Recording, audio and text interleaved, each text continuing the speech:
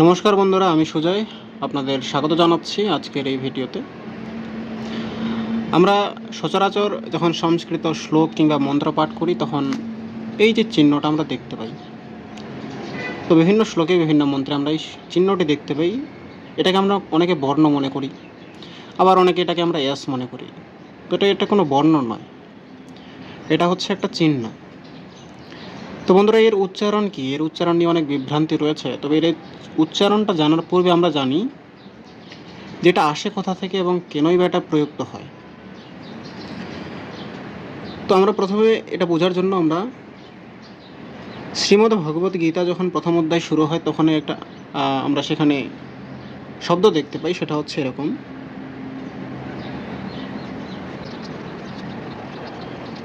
অধ্যায়, সেখানে দেখবেন যে এই অবগ্রহ চিহ্নটা রয়েছে। এটা কি অবগ্রহ চিহ্ন? বন্ধুরা, এই যে অবগ্রহ চিহ্ন, এটা আসলো কিভাবে? তো এটা জানার পূর্বে আমরা কি করব, এখানে যে দুইটি শব্দ রয়েছে সেটাকে পৃথক করব, অর্থাৎ সন্ধি বিচ্ছেদ করব। সন্ধি বিচ্ছেদ করলে এবং সন্ধির নিয়মগুলো জানলেই আমরা এটার ব্যবহার জানতে পারব। তো এখানে কি দুইটি শব্দ রয়েছে? এখানে শব্দ রয়েছে প্রথমঃ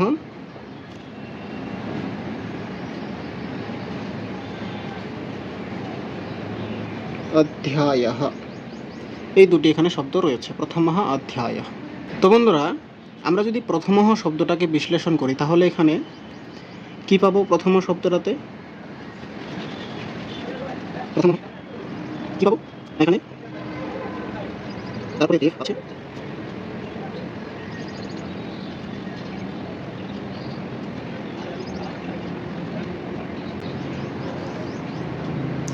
এখানে দেখুন আমরা অকার পেলাম। কি পেলাম? অকার পেলাম, অর্থাৎ বিসর্গ। এই যে বিসর্গ আছে, বিসর্গর পূর্বে আমরা কি পেলাম? অকার পেলাম। বিসর্গর পূর্বে অর্থাৎ বিসর্গের আগে কি আছে? অকার আছে।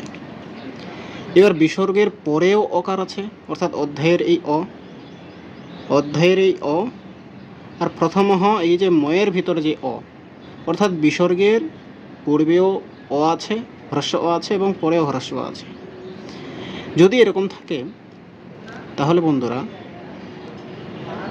সন্ধির নিয়ম অনুসারে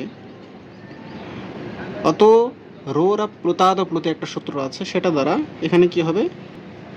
এটা হয়ে যাবে প্রথম, এবং বিসর্গটা কি হয়ে যাবে? বিসর্গটা হয়ে যাবে উ, তারপরে অধ্যায়ঃ।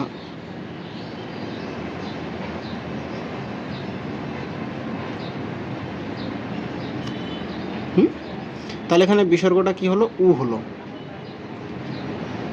আর নিয়ম কি? ময়ের পরে আ ছিল এবং বিসর্গের পূর্বে অ ছিল, অর্থাৎ বিসর্গের পূর্বে এবং বিসর্গের পরে দুটোতেই যদি অকার থাকে, হ্রস্ব আকার থাকে, তাহলে বিসর্গটা উঠে গিয়ে উকার হবে। এবার কি হলো? এরপরে আদ গুণ একটা সূত্র আছে, অর্থাৎ গুণসন্ধি এখানে লাগু হবে। গুণসন্ধির নিয়ম কি? গুণসন্ধির নিয়ম হচ্ছে হ্রস্ব আকারের পরে যদি উকার থাকে তাহলে দুইটাই সামঞ্জস্য হয়ে ওকারে পরিণত হবে। তাহলে কি দাঁড়াবে? তাহলে দাঁড়াবে প্রথম অধ্যায়ঃ। কি দাঁড়াবে? প্রথম অধ্যায়ঃ। তাহলে এখানে দাঁড়ালো প্রথম অধ্যায়ঃ।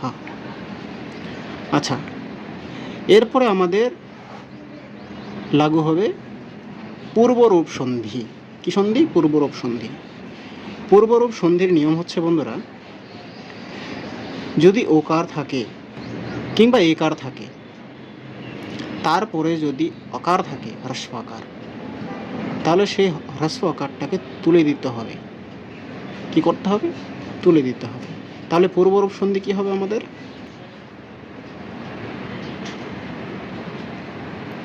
প্রথম অধ্যায়ঃ।